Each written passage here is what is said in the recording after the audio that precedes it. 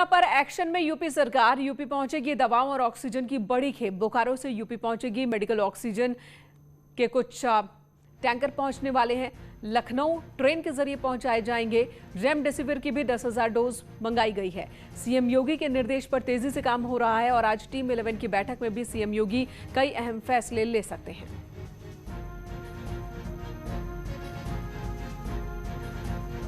तो ट्रेन से लखनऊ पहुंचेंगे ऑक्सीजन के टैंकर। ऑक्सीजन की कमी की शिकायत कई अलग अलग हॉस्पिटल से आ रही थी। लखनऊ में एक हॉस्पिटल ने बकायदा नोटिस चिपका दिया था कि उनके पास अब ऑक्सीजन नहीं है, जिसके बाद अफरा तफरी मच गई थी और तीमारदार ये आरोप लगा रहे थे कि उनके मरीजों को जबरदस्ती हॉस्पिटल से बाहर निकाला जा रहा है। कहा जा रहा है कि आप लेकर जाइए अपने मरीज को किसी भी तरीके से, क्योंकि ऑक्सीजन नहीं है यहाँ पर। और ऐसी शिकायत मिलने के बाद तेजी से ऑक्सीजन की आपूर्ति हो सके, इसके लिए कदम उठाए जा रहे हैं। बाहर से ऑक्सीजन उत्तर प्रदेश में मंगाया जा रहा है।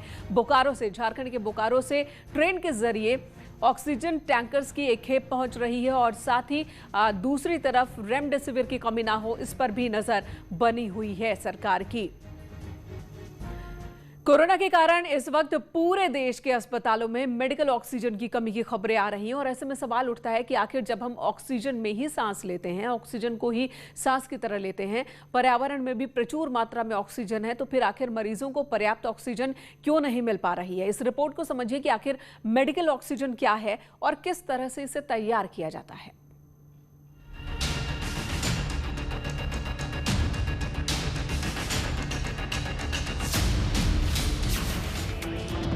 कोरोना महामारी से इस वक्त पूरे देश का मेडिकल सिस्टम जूझ रहा है। सबसे ज्यादा समस्या मेडिकल ऑक्सीजन की है। कई अस्पतालों में मेडिकल ऑक्सीजन की कमी के कारण स्थिति बेहद गंभीर बनी हुई है। ऐसे में ये जानना जरूरी है कि आखिर ये मेडिकल ऑक्सीजन क्या है और कैसे तैयार होती है। ये जानने के लिए न्यूज 18 की टीम चंदौली के दीनदयाल नगर में प्राकृतिक हवा से तैयार किए जा रहे मेडिकल ऑक्सीजन प्लांट पहुंची। यहाँ के टेक्निकल मैनेजर के मुताबिक इस प्लांट में हवा से ऑक्सीजन को अलग कर मेडिकल ऑक्सीजन तैयार किया जाता है।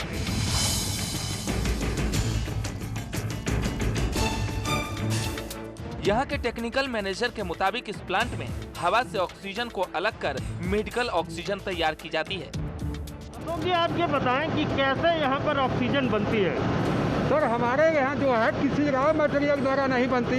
हम एटमॉस्फेयर से एटमॉस्फेरिक एयर को कैच करके मेरे यहाँ कंप्रेसर द्वारा कंप्रेस करते हैं, जो फिल्टर से लगा कर हम ले जाते हैं। और मेरा स्टेज 4th स्टेज से है। फर्स्ट से सेकेंड से थर्ड और थर्ड से फोर्थ से होते हुए हम अपने एयर को आगे बढ़ाते हुए कूलिंग टावर में ले जाते हैं, जिसका फंक्शन है एयर को चिल्ड करना, ठंडा करना। उसके बाद हम एयर को आगे बढ़ाकर मास्टर सेपरेटर में ले जाते हैं, जहाँ की हवा में जो मास्टर बचा हो उसको हम एडजस्ट करके वहाँ ड्रेन वाल्व द्वारा आउट कर देते हैं, बाहर कर देते हैं। फिर अब हम अपने एयर को आगे ले जाते हुए नाइट्रोजन कूलर में ले जाते हैं, जिसका फंक्शन है कि हम अपने एयर के टेम्परेचर को माइनस में ले जाते हैं। वही प्रक्रिया लाइन द्वारा आगे बढ़ाकर हमारे यहाँ एक ड्रायर लगा हुआ है, जिसका फंक्शन है कि CO2 को एडजस्ट कर लेना।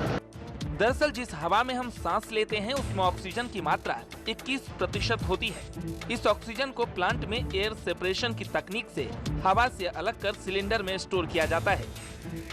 इसलिए हम CO2 को एडजस्ट करके बाहर निकाल देते हैं। बाकी हम एयर को अपने कॉलम के अंदर ले जाते हैं, जहां उसको -183 तक चिल्ड करते हैं, क्योंकि यह लिक्विडिफिकेशन ऑक्सीजन का है। जब वो उतना चिल्ड हो जाता है तो लिक्विड रूप में हो जाता है। हम लिक्विड को अपने कंडेंसर में स्टोर करते हैं। जब वो स्टोर हो जाता है तो मेरे गैस द्वारा मालूम हो जाता है कि स्टोर पूरा हो गया है, और वहाँ से हम लैक्स पंप लगा हुआ है जो कि कंप्रेस करते हैं, जो लिक्विड जो है गैस फॉर्म में कन्वर्ट हो जाता है, और वहीं से हम लाइन द्वारा गैस जो है अपने फिलिंग स्टेशन में भेजते हैं, जहाँ की 2 वाल्व लगे हुए हैं। इसकी फिलिंग है, एक तरफ हो जाता है तो दूसरे तरफ बंद करके दूसरे तरफ हम खोलते हैं। यही प्रक्रिया हमारे यहाँ अनवरत चलती रहती है। कई चरणों से गुजरने के बाद इस प्लांट में प्राकृतिक हवा से ऑक्सीजन को अलग कर टैंकर में भरकर अस्पताल पहुंचा दिया जाता है, जिसे अस्पताल में मरीजों तक पहुंच रहे पाइप से जोड़ दिया जाता है। हालांकि हर अस्पताल में ये सुविधा नहीं होती। ऐसे में मेडिकल ऑक्सीजन को सिलेंडर में भरकर सीधे मरीज के बेड तक पहुंचाया जाता है।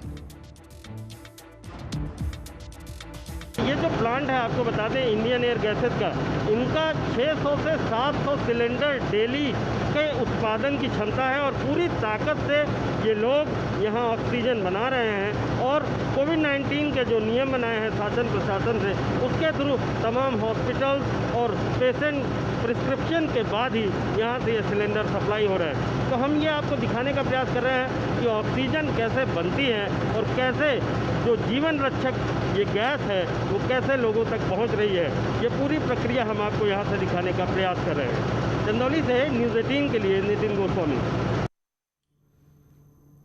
इधर डिप्टी सीएम दिनेश शर्मा और उनकी पत्नी भी कोरोना पॉजिटिव हैं। दिनेश शर्मा ने ट्वीट कर ये जानकारी दी। उन्होंने ट्वीट कर लिखा कि मेरी और मेरी पत्नी की कोरोना रिपोर्ट पॉजिटिव आई है। हम अपने आप को होम आइसोलेशन में करके चिकित्सकों के परामर्श का पूरी तरह से पालन कर रहे हैं। मेरा आग्रह है कि पिछले कुछ दिनों में जो लोग मेरे संपर्क में आए हैं वो भी अपनी जांच करा लें और कोविड गाइडलाइंस का अनुपालन करें।